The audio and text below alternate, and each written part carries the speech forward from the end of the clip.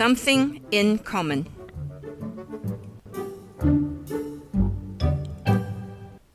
It was one of those beautiful one day, perfect the next sort of days that Brisbane does so well and, of course, so often.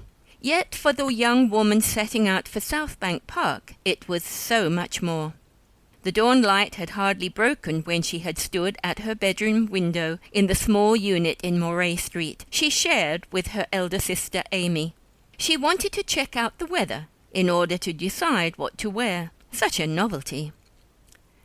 The tree-lined streets boasted a sign saying it had been voted the best street in Brisbane in 1995. Melanie hadn't seen enough of Brisbane to agree, just knew she was very happy to live there. The view from the balcony over the Brisbane River still fascinated her, and she had spent much of the day before just watching the boats that endlessly cruised past. But there were greater attractions ahead for today, and as soon as Amy had gone to work, Melanie had hurried to the bathroom to shower and fix her hair. She still took delight in this simple action, and stood looking at herself, posing, trying styles this way and that. Keep it short and simple had been Mother's motto. But that was a long time ago, and Mother had not been in her 20s, so did not know the importance young women put on their appearance these days. Not that Melanie knew much either, but she had listened carefully when out in the town, or on those rare days when she had accompanied Amy shopping, and been fascinated by what she had heard as interplay between young girls. "Oh, I like the colour of your hair. Like, did you use that Tish and Bond I told you about?" "No, this is Autumn Harvest. I did think I would be brave and kind of like use the vegetable purple manganese, but like I just chickened out." Well, maybe she would try the manganese, whatever that was, later, much later, when all other excitements had waned. But right now, she was content with the natural chestnut that crowned her face with curls. She stared at herself intently. She was beginning to think she was pretty, reasonably so anyway. This morning there was a flush to her cheeks she hadn't noticed before. Should she wear makeup? A light lipstick perhaps, and a touch of mascara. Suddenly being 20 was such fun. "Morning, Melanie. You're out early this morning?" Even without turning, the young girl recognized the voice of Harold O'Callaghan, the caretaker of the building. He had a distinctive voice, with just a hint of an Irish lilt. She had spent many hours listening to his reminiscences of his life as a young man, first as a hobo in America, and later a swagman on the Australian roads. It had been such a joy to be able to look into his craggy old face and see his kindly twinkling eyes. "Good morning, Harold. Yes, isn't it a beautiful morning?" "Indeed it is, darling. And tell me, is this your big day?" "Indeed it is," she said in gleeful mimicry. "And thank you for remembering." She began the descent down towards the Howard Smith wharves in a flurry of excitement, and while feeling the joy, could also feel a spasm of anticipation flow through her. In all her long, lonely dreams and fantasies, she had never imagined anything like this, and was still unsure she was doing the right thing, only knew it felt right. Even when arranging the meeting, she had felt both some constraints and compulsions, and that had not diminished. Anyway, it was too late now. Arrangements had been made, and Mrs. Dawson was expecting her. Melanie had purposefully left early, so that she could enjoy the walk along the floating river path without the need to hurry. That was the beauty of living at New Farm. She could take the river walk right into the city, enjoying both the river and the cityscape at the same time. Not that she had done it ever before, but that was one of the things that made this day so special. She was surprised to find it was a busy thoroughfare, as walkers and joggers intermixed with the bike riders. No doubt they were oblivious to the enchantment around them, but she took in every sight, marvelling at the tranquillity on her side of the river compared to the bustle of the city on the other side. The old wharves intrigued her with their sense of history and hint of depression, contrasting so avidly against the restaurants set up for nighttime viewing of the illuminated Story Bridge, and pavement cafes ready for breakfast meetings, and beyond the super-high rise of the residential towers that fringed the city. She stood for a moment to admire the classic paddle steamer, Kookaburra Queen, waiting for her noonday passengers at the Eagle Farm ferry. One day, she thought, I'll do the river trip in style and book lunch on the Queen. It looked expensive, so was no more than a dream at the moment. But as she now knew, dreams could come true. Tomorrow she would have to begin job hunting, but today was her own, and she could dream dreams of things she would do in all the tomorrows and all the thereafters. She turned and began the ascent up the wide steps and across the tarmac walkways to the main road and the bustle of workers hurrying to their 9 to 5. She caught her breath as she saw before her the age-old mangrove tree that was part of the small copse at the widow's memorial. She manoeuvred the busy road and stood before the inscription. Mother had read it to her years ago, of course, but, well, it wasn't the same as reading it yourself. She thought of the soldiers' sad plight so many decades before, their loneliness and fear, being disabled and dying so far from home. But in spite of herself, her compassion was short-lived. After all, it had been a long time ago, and she hadn't known any of them or their families. But she had known Mother, and even though that memory was also very distant, she savoured a few precious moments, remembering her soft voice and the comfort of her arms around her as they moved through the busy streets. She gave herself time to think back on those childhood happy moments, the trips to the beach, playing with her sisters, visits to grandparents. Sadly, those good times had lasted so briefly, and since then, well, the memories hadn't been happy. In fact, for the last 10 years she had lived her life as if in a vacuum, a dark, lonely place that, oh dear God, she hoped she would never return. Melanie gave herself a quick shake to come back into the present. Continuing on up the slight incline towards the Queen Street Mall, she could hear odd interludes of music from the buskers, who were plying their trade for the shoppers. The warm weather and school holidays had encouraged many young adolescents out onto the sidewalk, the laziness of the day encouraging a festive air that mingled with the integrated miscellanies of well-known chart-stoppers wafting through the air.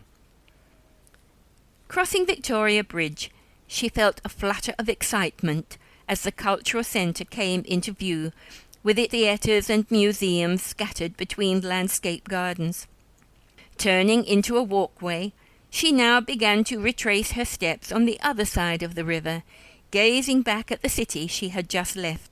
Skyscrapers towered towards the sky, and from the sight of the many cranes dotted around, there were many more underway. The city was on the move. A shot of fear suddenly lurched through Melanie. The visit with Mrs. Dawson was drawing closer. She must think. It was so important to say the right things. Following the directions Amy had given her, she made her way back along the river to South Bank Park before diverting to the unbelievable crimson canopy of the long Bougainvillea Walk. She almost cried with delight at the explosion of magenta as bush after bush wound its tentacles around the support wires to form the arc of flowers that meandered through the parkland.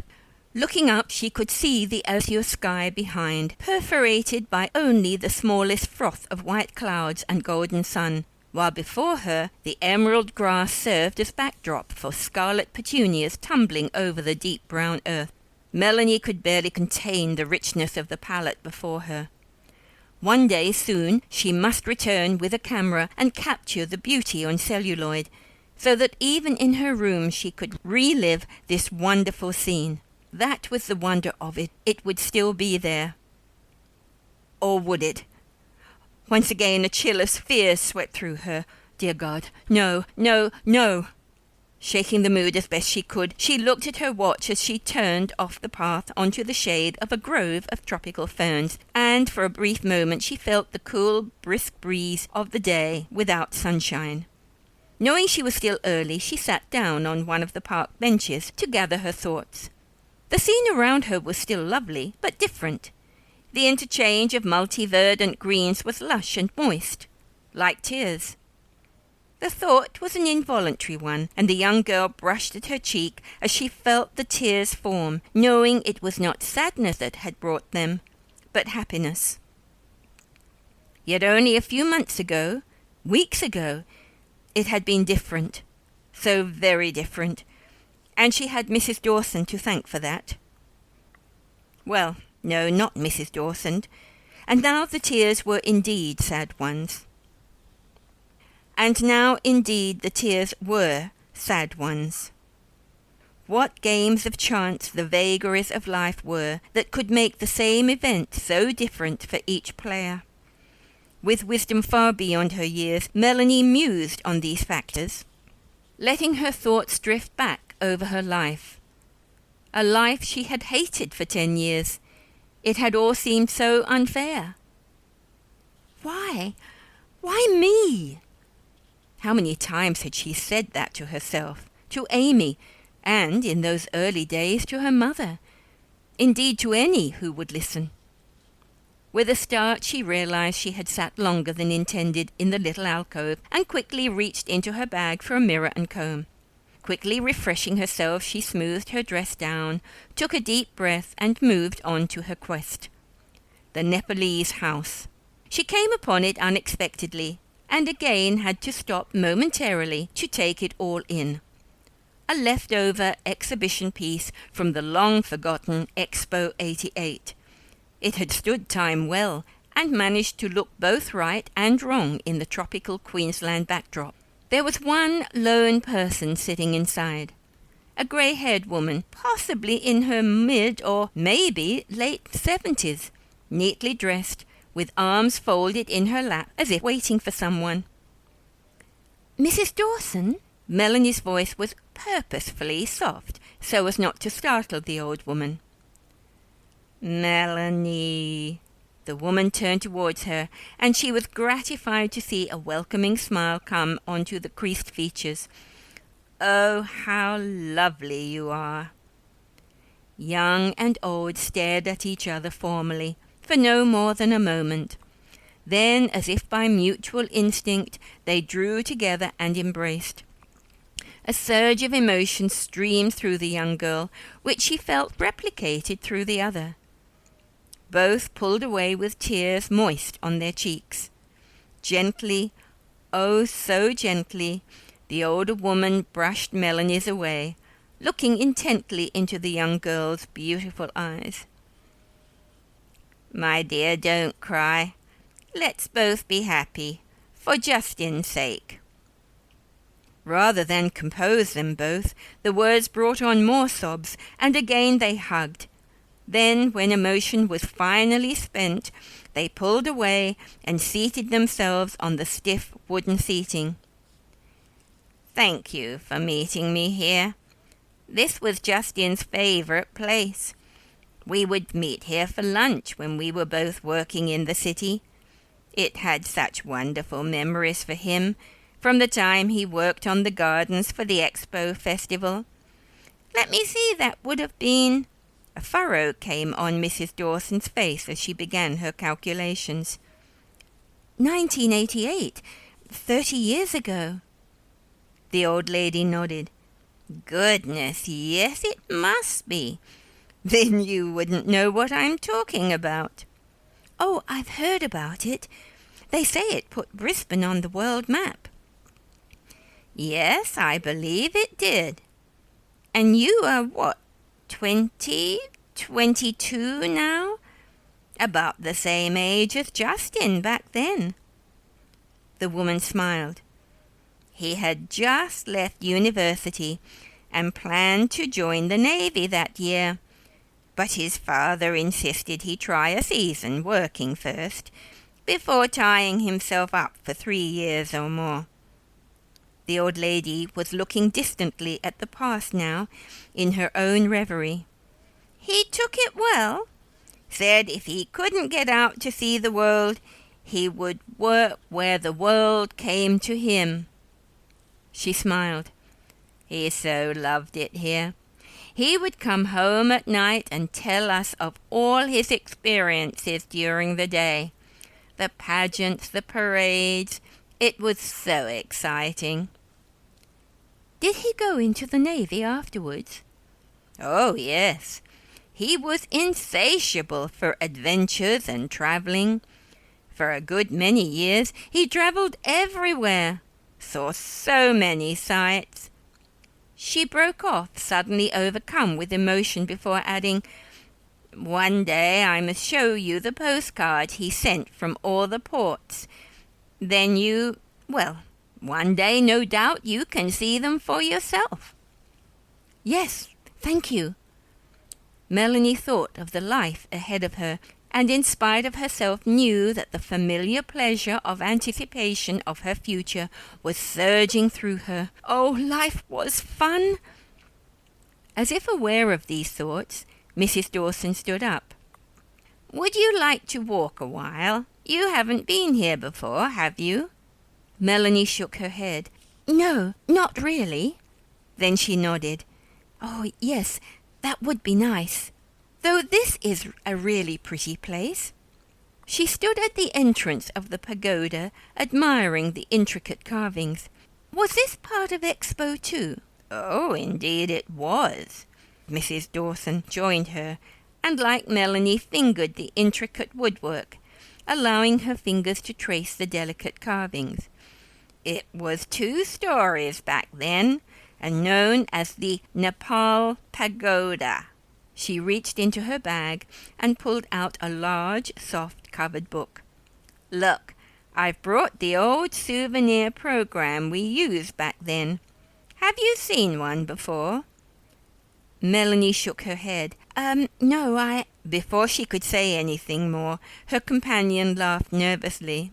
"Oh, I'm sorry, my dear. That was thoughtless of me. Look, see, this is where we are." She turned the page to a map and pointed to a diagram. Looking towards the southern end, she said, "The Queensland Pavilion was right here." She laughed gaily. "So popular. Of all things, mostly with Queenslanders. And look, over there was the Australian Pavilion, featuring the tale of the Dreamtime and the Rainbow Serpent." Her voice trailed off. "It was such a happy time, for locals and tourists alike." She began to walk through the centre, and still her memories roamed free. "You know, there was a street running right through the exhibition, and we had 2 grand parades every day, the midday and the evening one. Both were completely different, and people used to argue as to which one was best, or the most spectacular. Such a silly and fun thing to argue about. Brisbane became famous for its street performers, the living statues, the ones that are so popular now. They had never been seen before Expo. We had people on stilts dressed like butterflies, and music everywhere.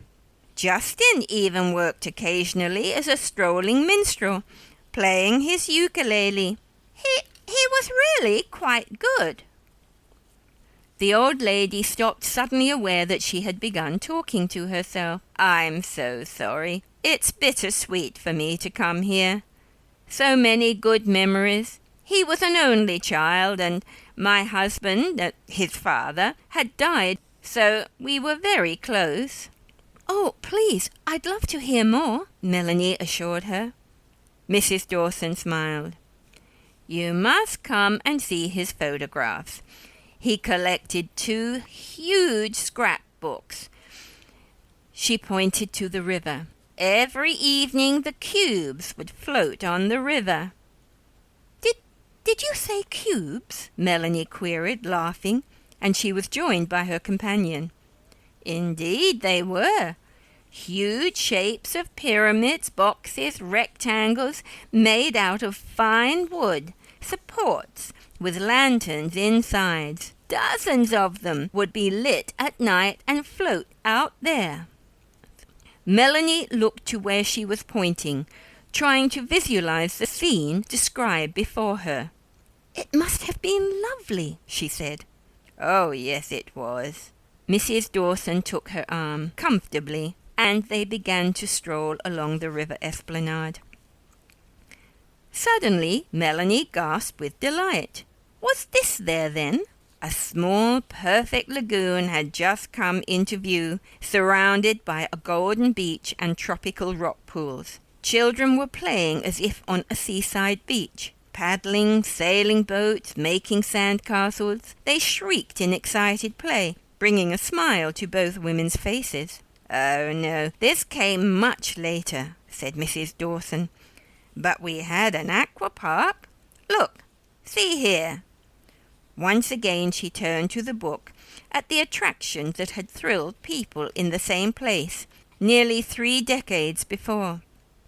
You have to remember, all that was built as a temporary exhibit only. The festival lasted for just 6 months.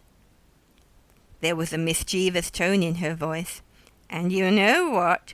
The rest of the world couldn't understand it because we held the festival in our winter. We were so confident of good weather.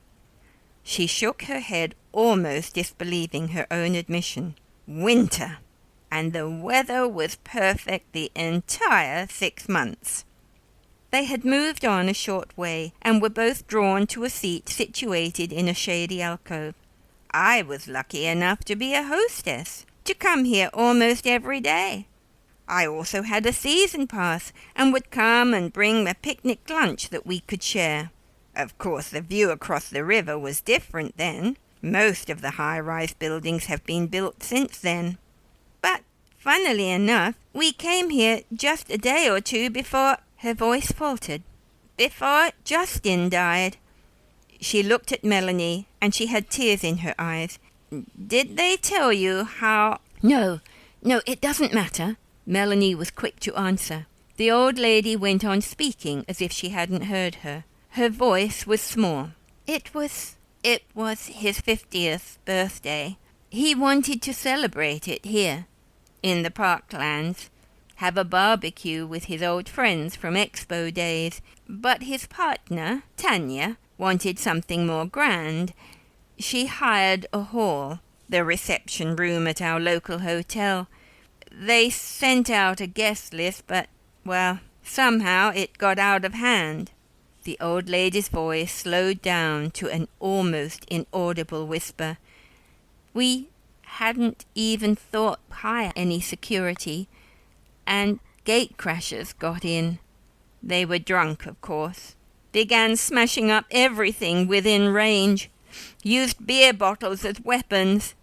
Justin was knifed in the chest, and even though bleeding profusely, the rabble wouldn't let the ambulance get to treat him. The old woman broke down, and aware of these emotions turned to her again. I'm sorry, my dear, I mustn't make you feel guilty. You have so much to look forward to, and I sincerely hope you have a long and happy life. Her voice softened yet again. It must have been dreadful for you. You poor darling girl. She squeezed Melanie's hand. Would you mind telling me a little? It would help so much for me to get over the pain of losing him. Would you mind? Melanie knew that this was what the meeting was really about, and nodded her head. I don't mind, but to be honest, with all this around me, it's as if it all happened in another life. She looked towards the gardens as a family strolled by, the 2 young children laughing and playing with a ball, the baby in his stroller sucking contentedly on a bottle, everyone enjoying the family outing. It was a car accident, wasn't it? Mrs. Dawson asked tentatively. Yes. I was 12. I had 2 older sisters, Amy and Lucy.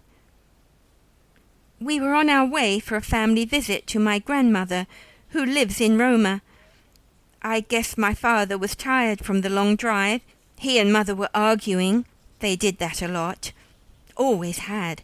I only remember that as we came over a slight hill, we saw a truck coming towards us on the wrong side of the road. Daddy didn't have time to get out of its way, and we smashed head on. Melanie knew she sounded dispassionate in her recounting, but that was how she felt. Everyone was wearing a seat belt but me. I was sitting in the middle, where there was no seat belt. Illegal, of course. In some freak way, they had all escaped injury except her. Oh yes, a few cuts and bruises. Lucy had a dislocated shoulder that healed in a few weeks. Amy, a tooth knocked out. Even her mother and father had only experienced minor problems, physically that is, for the trauma and guilt had lasted a long, long time. So much so, in fact, that the marriage had suffered beyond control, and they had divorced a few years later. Melanie recounted all this to the stranger, without the need to add the final horror. "How long were you in hospital?" Mrs. Dawson's voice was gentle, but probing. It seemed that she was insistent to know all the details. Melanie took a deep breath. She was entitled. "Well, I have just a memory of being in and out for years, one operation after another.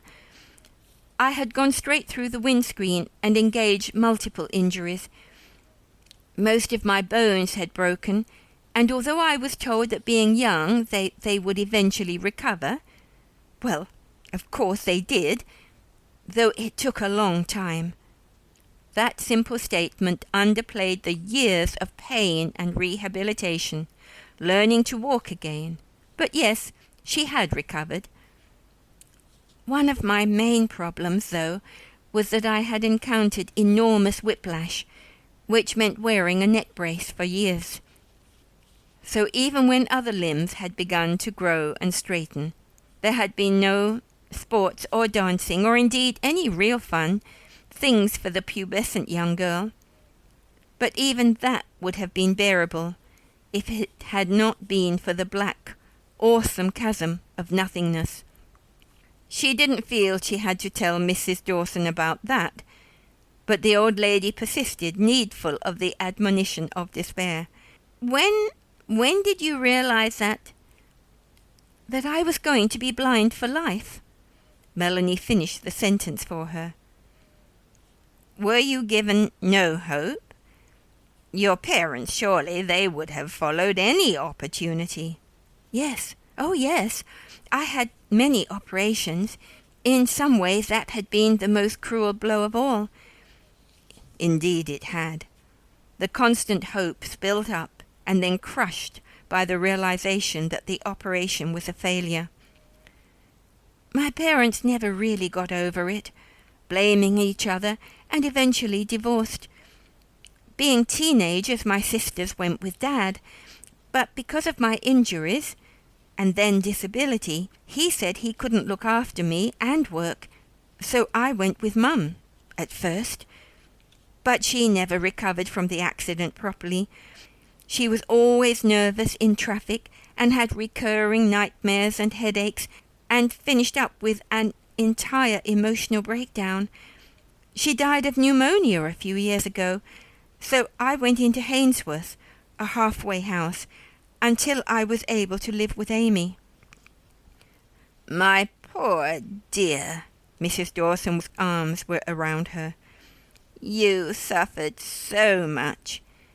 If it was the Lord's good grace that my Justin had to go, then I thank him that his eyes, his dear, sweet eyes, went to someone as deserving as you."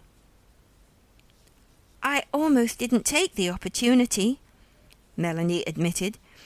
"I had been told of a new operation that was still in its experimental stage, but was also told that the chances of success were little more than 50%, even in a healthy person. And in my case, I had it explained that I was still on so much medication that there would be a conflict of treatments. So at first, I refused to try. But then Dr. McCullum, my ophthalmic surgeon, convinced me that with me being totally blind, I had little to lose.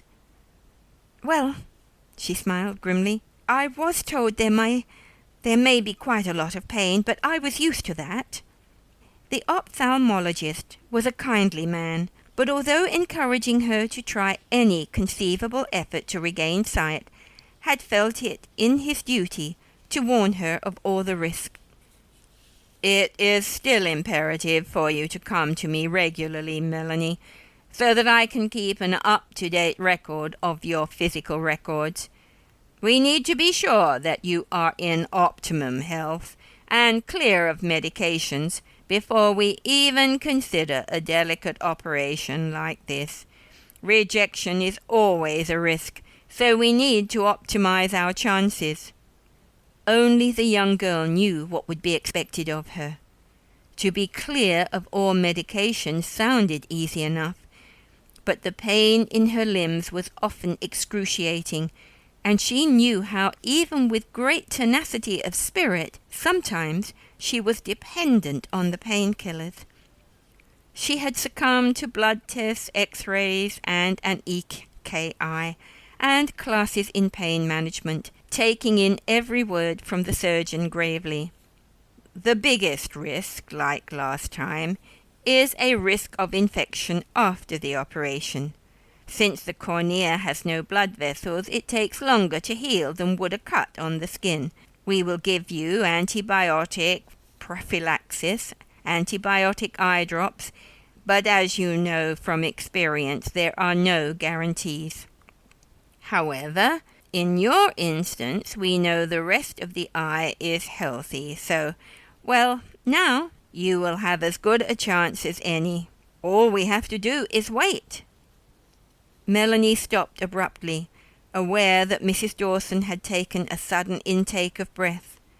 Both knew what the doctor had implied by waiting. She was aware of the old lady's fingers squeezing her hand. "Well, my dear, thanks to the fates, you didn't have to wait long." "Oh, I'm sorry. I didn't mean—" Melanie stammered, suddenly aware of the implications of her words. There, hush." Mrs. Dawson was quick to respond to the girl's anguish. "I understand." Melanie bit her lip. "You see, he insisted I understand that the graft could fail for absolutely no reason, weeks, months, well, even years later." Melanie looked around her. "That's why, ever since the operation, which is nearly 3 months ago, I've barely allowed myself to sleep. I'm so scared that all this—" Her arms swept out to embrace everything around her. "All this may disappear one day, and I'll be back in that dark, black world once more." My dear, that won't happen. My Justin wouldn't be that cruel." It was a foolish statement. After all, the live tissue from a dead son barely had a mind of its own. Yet strangely the remark pacified the young girl. Ever since she had met her donor's mother just a few hours ago, she had felt that her eyes, now her most precious possession, would be safe. A feeling of calm began to seep through her. She really would have a life of sight. Time to take in, enjoy all the wonders she had been glimpsing over the last few weeks. To see the sights that Justin had seen. Mrs. Dawson looked at her companion with hesitation. There was a ring of uncertainty in her voice as she faltered her suggestion. "Melanie, my dear girl, when I first requested this meeting, I was warned against it. People told me I would resent you being bonded to me in this grim fashion. And yes, I had my doubts. In fact, I had decided that if I didn't like you, that I would invest some excuse for leaving early. She looked at her watch and laughed gaily. And look, here it is 3 o'clock, and I feel as if I've known you forever. In fact, she smiled a strange, twisted smile. While you were describing that dreadful operation, I had the strangest feeling that I wished I had been with you at that time to support you, give you words of comfort as a grandmother would. She stopped for a moment as they both took in the real effect of her words. Of course, that would never have happened, because it was only because of her son's death that Melanie was able to have the operation in the first place. But Melanie felt a rush of warmth. She had felt it too, a strange bond that went further than this shared, strange. She put her arm out, aware of the frailty of the older woman. Thank you, Mrs. Dawson. I feel it too. I guess I've been so involved with operations and my disabilities over the last few years. I never thought of the loss of parents as well, especially a mother. She felt a sudden feeling of guilt. Well, to be honest, my Aunt Sophia has been wonderful, but she had 4 children of her own to worry about, and I always felt guilty when she made rushed visits to see me. It always seemed the nicer people were to me, the more I owed them, being a burden, I mean. No, the older woman patted her hand.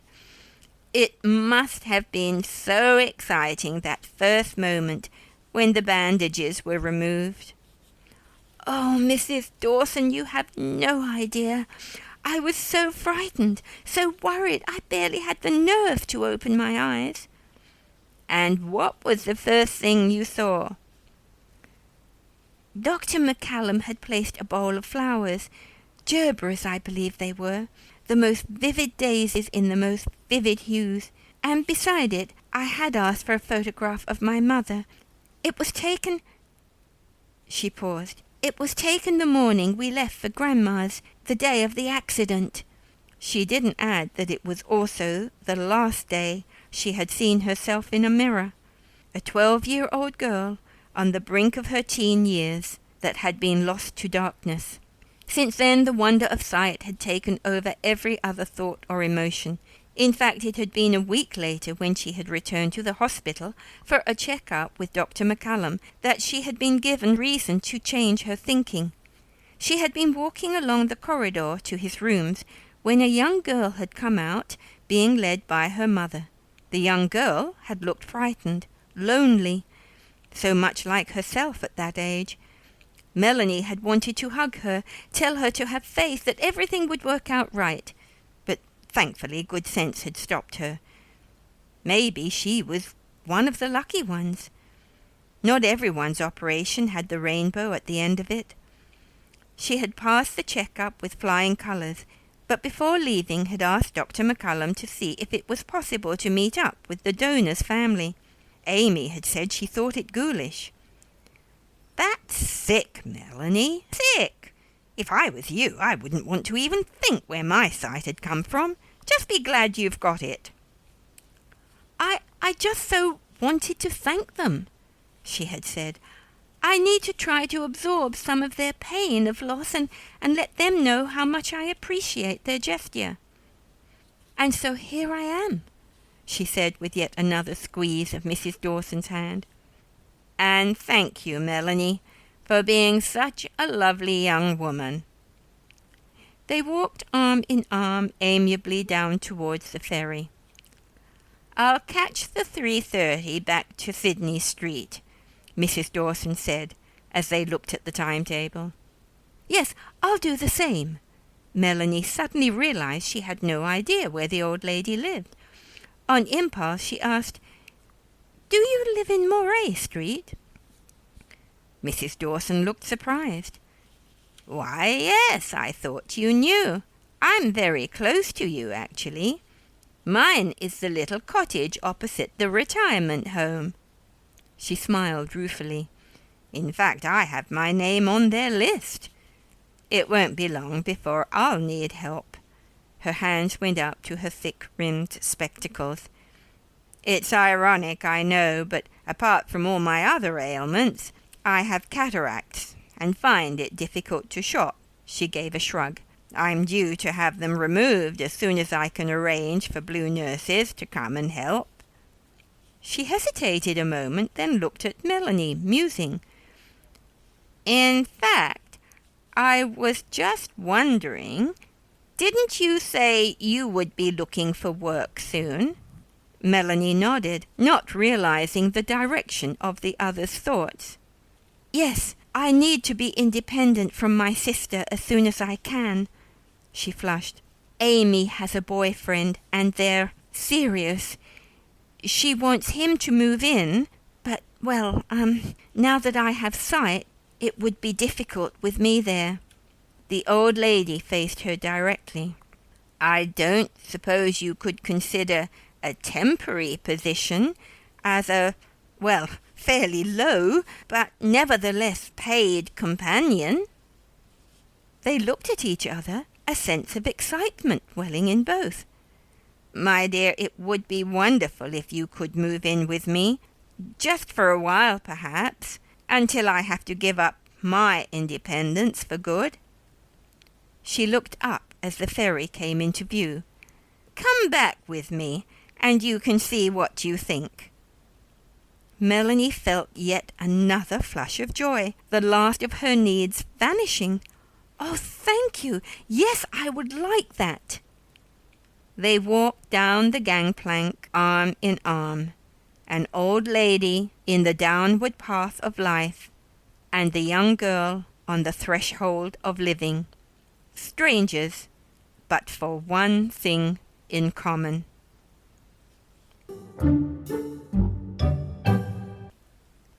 You have been listening to Something in Common, written and read by Brianda Cross. We hope you have enjoyed this story, and if so, please consider tuning in to fastfictionpodcast.com, where we have a good many other stories for your enjoyment. Thank you.